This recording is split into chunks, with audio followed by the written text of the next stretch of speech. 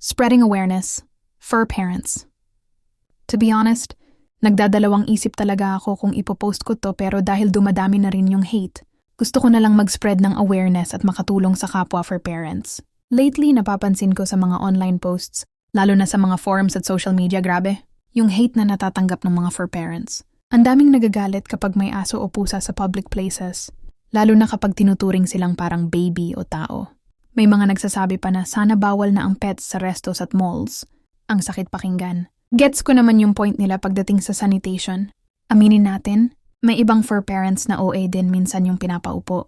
Yung aso sa mismong upuan ng restaurant, pinapakain gamit utensils ng resto, pinapagamit yung baby changing table sa CR, o pinapasakay sa arcade rides.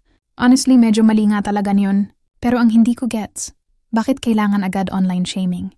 May nagsabi pa nga, bakit hindi nyo kinausap na lang instead na picturean tapos i-post dito? Ang dami kasing nagko-comment ng hate na grabe, calling names like bobo, entitled, etc. to the point na nadadamay pati yung responsible for parents. Kaya gusto ko lang i-remind, mainit talaga ang mata sa atin kapag kasama natin ang pets sa public places. Kaya please, maging mindful tayo. Magdala ng sariling bowl, utensils at wipes for our pets. Huwag paupuin sa restaurant chairs. Huwag gamitin yung baby changing table. At kung isasakay man sa rides, make sure linisin after. In short, let's be responsible para hindi masira ang image ng lahat ng for parents. Tandaan, isang picture lang pwedeng maging viral with the caption, "Irresponsible for parents spotted." Nakakahiya, di ba? So sana, instead na awayin tayo, ma-educate yung iba. And instead na i-hate tayo online, magtulungan tayong mga for parents to prove na kaya nating maging responsible at respectful sa public spaces.